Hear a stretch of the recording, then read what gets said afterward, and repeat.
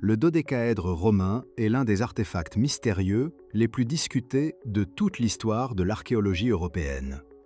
Il s'agit d'un petit objet creux en alliage de bronze ou de cuivre à 12 faces.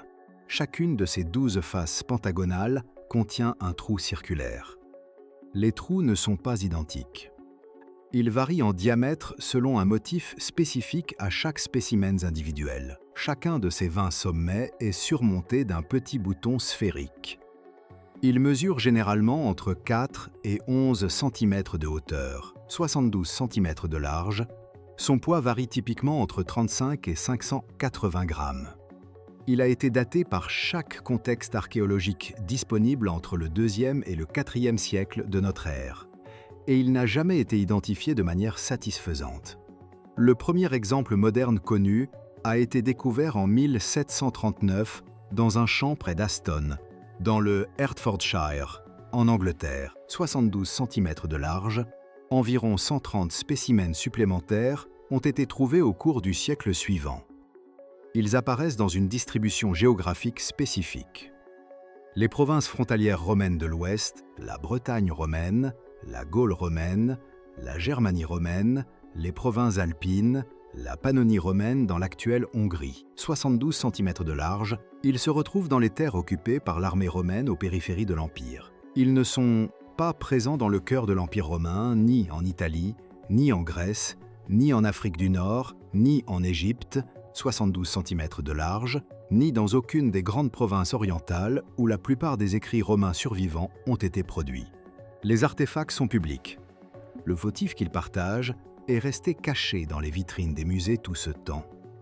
En juin 2023, un membre du groupe d'histoire et d'archéologie de Norton-Disney, nommé Richard Parker, 72 cm de large, travaillant sur une fouille communautaire sur des terres agricoles dans le Lincolnshire, a récupéré le plus grand et le mieux préservé des dodécaèdres romains jamais découverts sur le sol britannique. 72 cm de large, il était d'une propreté inhabituelle.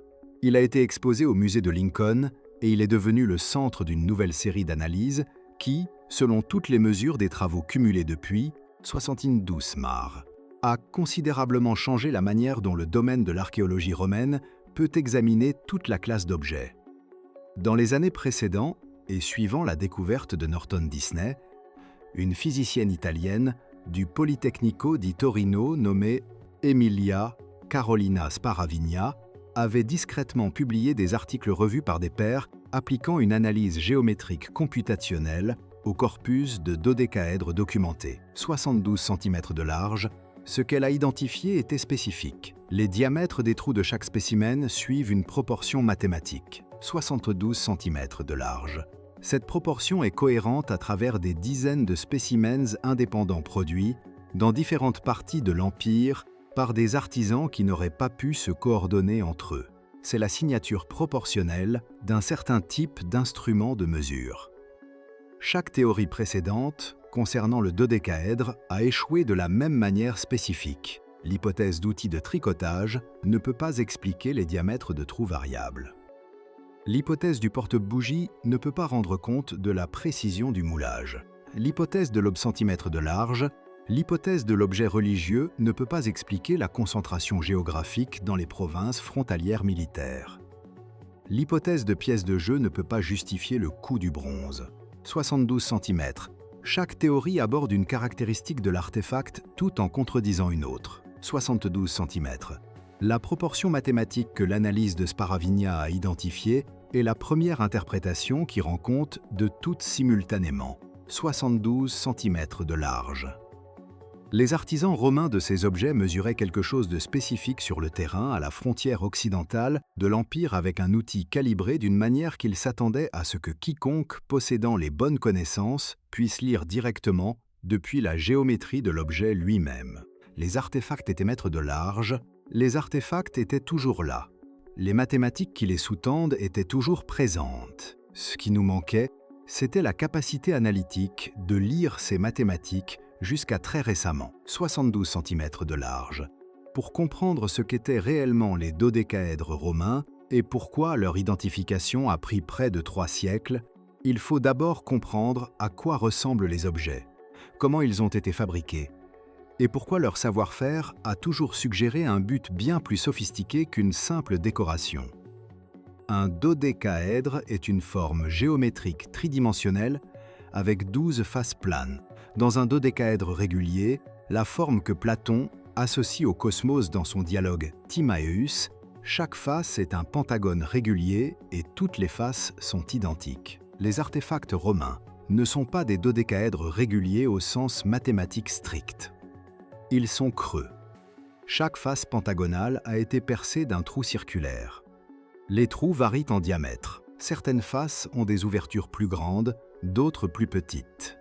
La variation n'est pas aléatoire.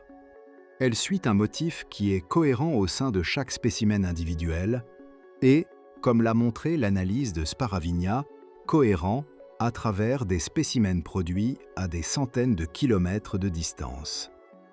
Les sommets, les points où les faces pentagonales se rencontrent, sont surmontés de petits boutons sphériques.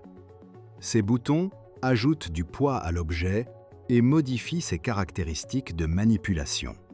Ils peuvent également servir de point de référence pour la mesure ou l'alignement. Les objets ont été coulés en bronze ou en alliage de cuivre en utilisant la technique de la cire perdue. La coulée en cire perdue est un processus sophistiqué. Un modèle en cire de l'objet désiré est créé. Le modèle est recouvert d'argile ou de plâtre pour former un moule. Le moule est chauffé, faisant fondre la cire et laissant un espace négatif exactement de la forme du modèle original. Le métal en fusion est versé dans cet espace. Lorsque le métal refroidit, le moule est brisé, révélant 12 cm de large, révélant l'objet en bronze fini. La technique nécessite des compétences, de la précision et l'accès à des matériaux qui n'étaient pas universellement disponibles dans le monde ancien. Le bronze lui-même était précieux. Le cuivre et l'étain, les composants du bronze, devaient être extraits, fondus et transportés. Le processus de coulée nécessitait du combustible, de l'équipement et une expertise. Un objet en bronze de toute complexité représentait un investissement significatif de ressources. Les dodécaèdres romains ne sont pas des objets rudimentaires, ils sont fabriqués avec précision. Les faces pentagonales sont régulières, les trous circulaires sont propres et cohérents. Les boutons sphériques sont uniformes, 72 cm de large. La géométrie démontre un niveau de précision manufacturière qui nécessitait à la fois une compréhension mathématique et une compétence technique. 72 cm de large, ce n'étaient pas des objets d'artisanat produits par des métallurgistes amateurs. Ce furent des objets professionnels réalisés par des personnes qui savaient ce qu'elles faisaient et pourquoi. La première découverte moderne documentée a eu lieu en 1739. Pierre-Joseph Le Tourati a trouvé l'objet dans un champ près d'Aston, dans l'Hertfordshire. Il en fit rapport à la Société des antiquaires, et un article fut publié dans l'Archéologia, le journal de la Société. La publication suscita un intérêt immédiat et une confusion tout aussi rapide. Qu'était-ce ? Le Tourati n'en avait aucune idée. La Société des antiquaires n'en avait aucune idée. L'objet ne correspondait à aucune catégorie connue d'artefacts romains. Il était clairement romain.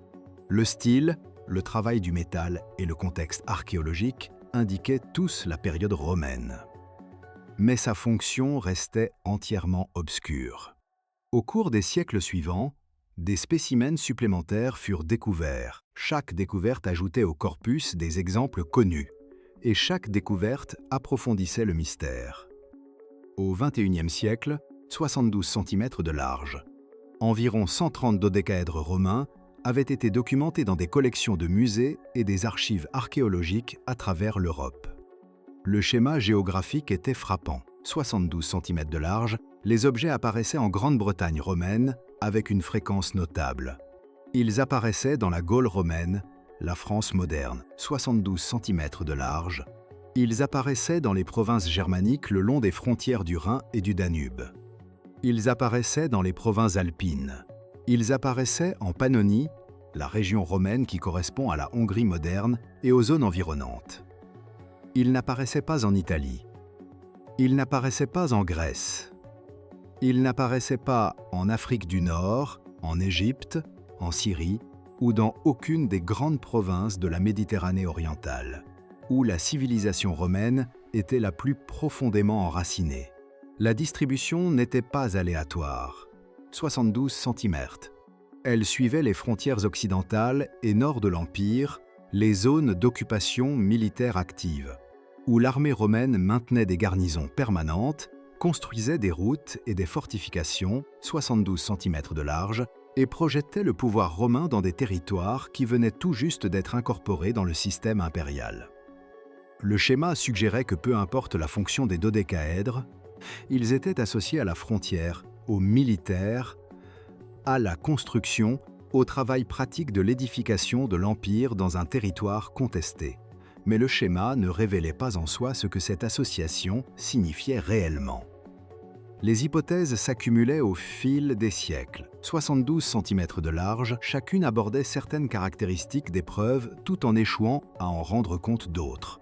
72 cm de large, l'hypothèse du porte-bougie que les dodécaèdres étaient des objets décoratifs conçus pour tenir des bougies.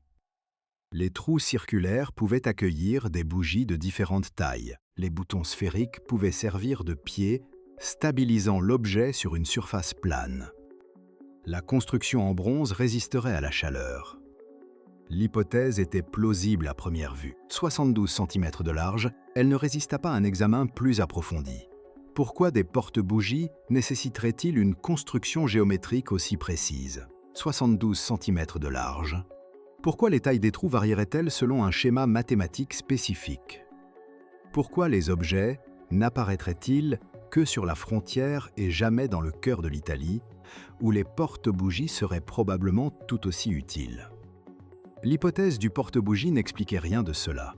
72 cm de large. L'hypothèse de l'outil de tricot a gagné en popularité au XXIe siècle lorsqu'un chercheur nommé Martin Hallett a publié des vidéos démontrant que les dodécaèdres pouvaient être utilisés pour créer des gants tricotés, 72 cm de large. Les tailles de trous variées, proposa Hallett, correspondaient aux différentes largeurs de doigts d'un gant. Les boutons sphériques servaient de point d'ancrage pour le fil. L'objet pouvait fonctionner comme un cadre autour duquel le tricoteur travaillait. La démonstration était astucieuse. Elle était aussi problématique. Aucun résidu de fibre, fragment de fil ou autre matériel lié au tricot n'a jamais été trouvé sur un spécimen de dodécaèdre. Les objets ne montrent aucun motif d'usure compatible avec le frottement du fil, étant à plusieurs reprises tirés sur leur surface. 72 cm de large, la distribution géographique, concentrée dans des zones militaires, ne correspond pas au schéma attendu pour un outil d'artisanat domestique. 72 cm de large, et la précision mathématique des diamètres des trous ne peut pas être expliquée par les exigences de la fabrication de gants. Différentes mains nécessitent différentes tailles de gants, 72 cm de large, mais la variation serait continue et individuelle. Les dodécaèdres montrent des tailles de trous proportionnelles discrètes qui sont cohérentes à travers les spécimens, un schéma que l'hypothèse du tricot ne peut pas rendre compte. L'hypothèse de l'objet religieux s'appuyait sur le lien entre le dodécaèdre et la philosophie platonicienne. Dans le Timée de Platon, les 5 solides réguliers, le tétraèdre, le cube, l'octaèdre, l'icosaèdre et le dodécaèdre sont associés aux éléments fondamentaux du cosmos. Le dodécaèdre représente le 5e élément, l'éther ou quintessence, la substance des cieux. La culture intellectuelle romaine était profondément influencée par la philosophie grecque. Les idées platoniciennes et pythagoriciennes circulaient parmi les Romains éduqués. Les associations cosmiques du dodécaèdre auraient pu en faire un symbole religieux ou philosophique. L'hypothèse explique la forme géométrique. Elle n'explique pas les caractéristiques pratiques. Fexet. Pourquoi un symbole religieux nécessiterait-il des tailles de trous variées? Pourquoi serait-il coulé dans un bronze coûteux plutôt que sculpté dans la pierre ou moulé dans l'argile? Pourquoi n'apparaîtrait-il que sur la frontière? Loin des centres intellectuels où la philosophie platonicienne était étudiée de manière active, l'hypothèse de l'instrument de mesure a émergé de l'attention portée à la pratique de l'ingénierie romaine. L'Empire romain a été construit sur des infrastructures, 72 cm de large, les routes reliaient chaque coin du territoire impérial. Les aqueducs transportaient l'eau sur de vastes distances. Les camps militaires étaient disposés avec une précision géométrique. Les villes étaient planifiées selon des modèles standardisés. L'ensemble de l'appareil du pouvoir romain dépendait de la capacité à mesurer, à cartographier et à construire à travers des terrains divers, 72 cm de large. Les Romains avaient des arpenteurs professionnels. Les grammatiques, arpenteurs de terrain, étaient des figures essentielles dans l'administration militaire et civile romaine, 72 cm de large. Ils délimitaient les frontières des fermes et des colonies. Ils établissaient les tracés des routes et des fortifications. Ils créaient l'ordre géométrique que l'occupation romaine imposait aux territoires conquis. L'œuvre fondatrice de Brian Campbell, Les écrits des arpenteurs de terrain romains, documente la profession à travers les textes survivants du Corpus Agrimensorum Romanorum, les écrits rassemblés de la profession d'arpenteur romain. Les arpenteurs utilisaient des instruments. La groma était l'outil principal, un dispositif en forme de croix monté sur un poteau permettant à l'arpenteur d'établir des lignes de visée perpendiculaires. Le chorobate était un instrument de nivellement décrit par Vitruve, utilisé pour assurer l'exactitude horizontale sur de longues distances. Ces instruments sont bien documentés, mais ils n'étaient peut-être pas les seuls outils utilisés par les arpenteurs, 72 cm de large.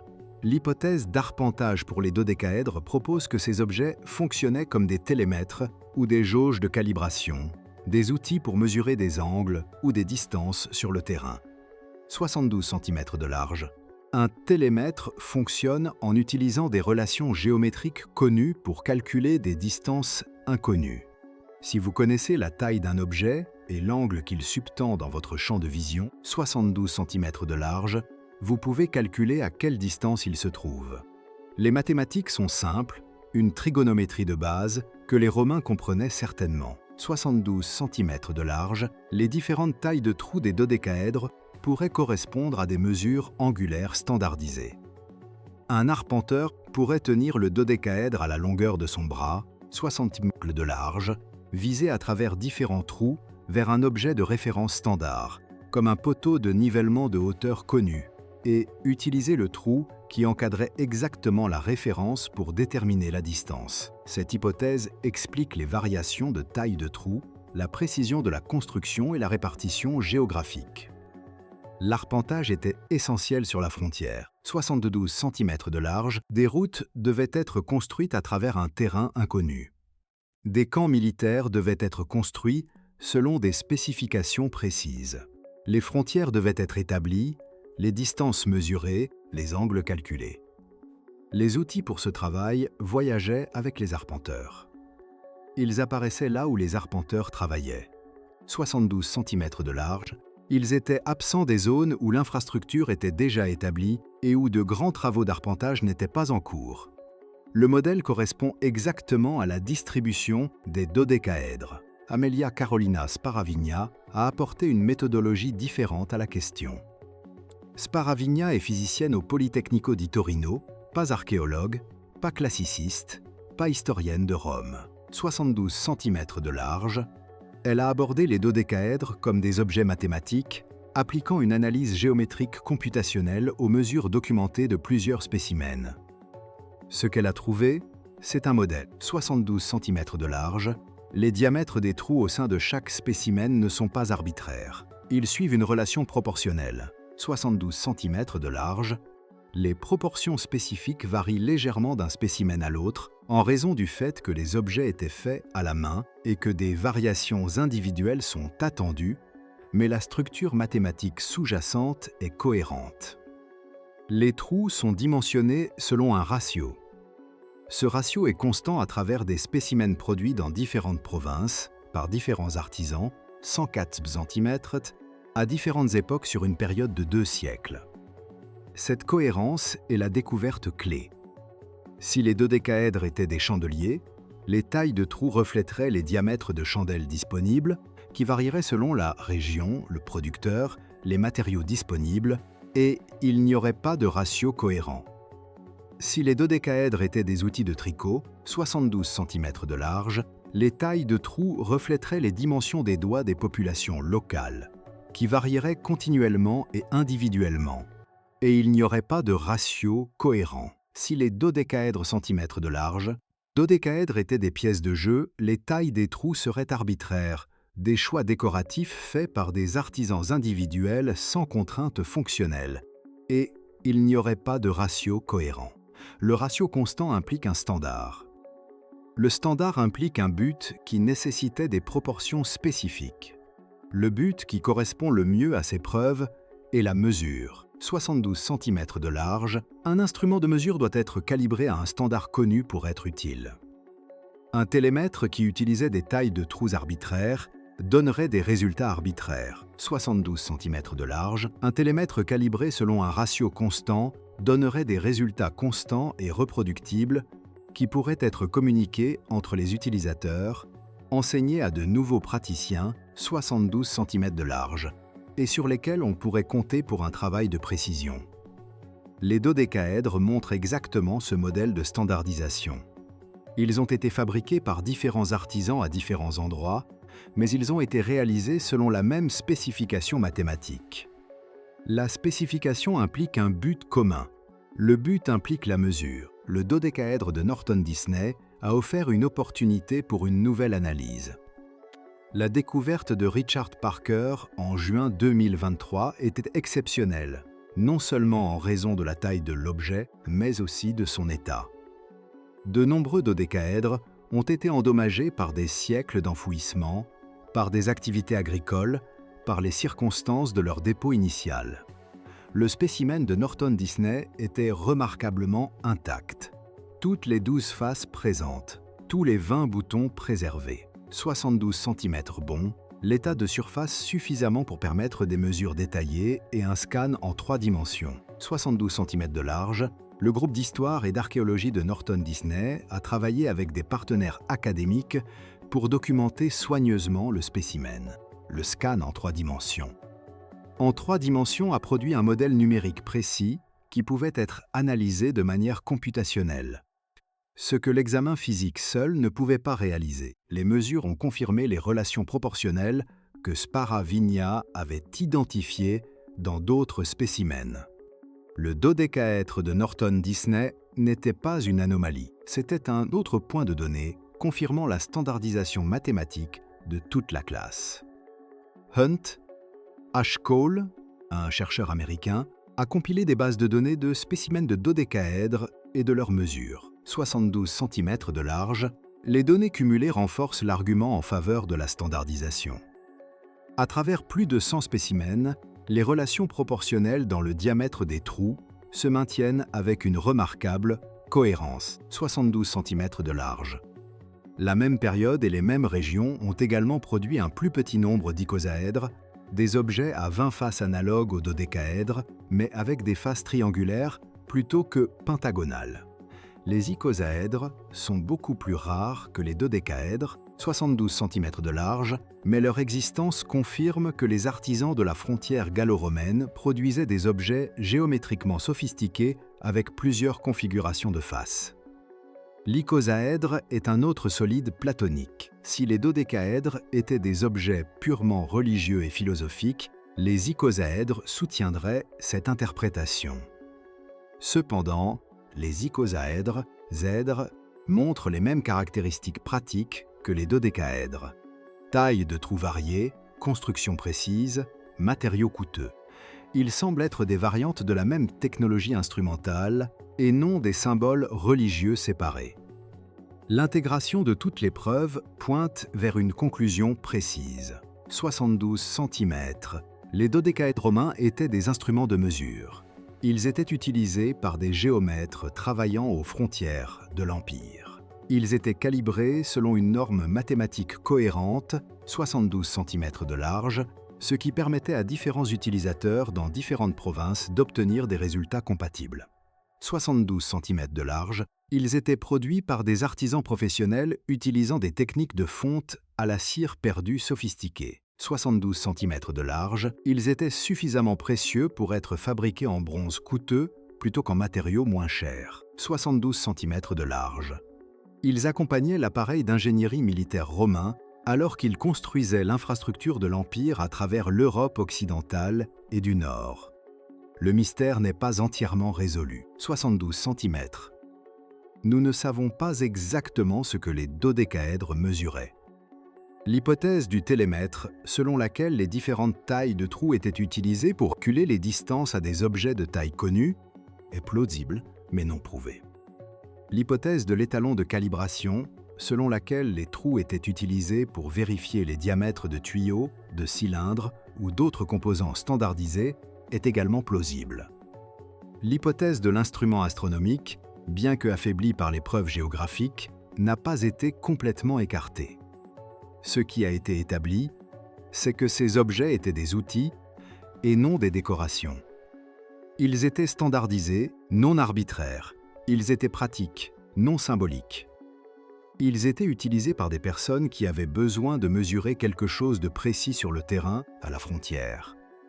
L'analyse mathématique a répondu à la question fondamentale que 284 années de spéculation n'avaient pas pu résoudre. Les dodécaèdres sont des instruments. La fonction spécifique de ces instruments reste un sujet de recherche future. Mais la catégorie a été établie. Le mystère a évolué, passant de la question de ce que sont ces objets à celle de ce qu'ils mesuraient exactement. C'est un progrès. C'est ce que l'analyse computationnelle a réalisé. Les dodécaèdres romains continueront de fasciner. Ce sont de beaux objets, mathématiquement élégants, précisément fabriqués, mystérieux dans leur survie et leur silence. Les Romains qui les ont fabriqués n'ont laissé aucune description écrite de leur but. Les grammatici, dont ils pourraient avoir été les outils, ne les ont pas inclus dans les manuels de mesure survivants. Les artisans qui les ont coulés n'ont pas signé leur travail ni expliqué leur méthode. Les objets ne parlent que par leur géométrie. Et maintenant, enfin, nous avons les outils analytiques pour entendre ce que la géométrie dit. Les dodécaèdres étaient des instruments de mesure, 72 centimes de large. Ils étaient standardisés dans tout l'Empire. Ils étaient utilisés à la frontière. Ils étaient des outils de l'appareil d'ingénierie romain qui construisait des routes, des aqueducs, 72 cm de large, des fortifications et des villes à travers l'Europe occidentale. Les mathématiques étaient toujours là. Les proportions étaient toujours là. 72 cm de large, la réponse se cachait en plein musée à travers l'Europe pendant près de 3 siècles. Il a fallu une analyse géométrique computationnelle, le type d'examen mathématique que seule la technologie moderne rend possible pour enfin lire ce que les artisans romains avaient encodé dans le bronze il y a 2000 ans. Le dodécaèdre romain a été identifié, mais pas complètement. La fonction spécifique reste à déterminer avec certitude, mais catégoriquement, ce sont des outils, pas des jouets, pas des symboles religieux, pas des porte-bougies. Ce sont des instruments de mesure. Ce sont des technologies d'empire. Et ils ont été fabriqués selon une norme mathématique qui a survécu à l'effondrement de la civilisation qui les a créés, attendant dans le sol et dans les vitrines que quelqu'un avec les bons outils déchiffre enfin ce qu'ils signifiaient.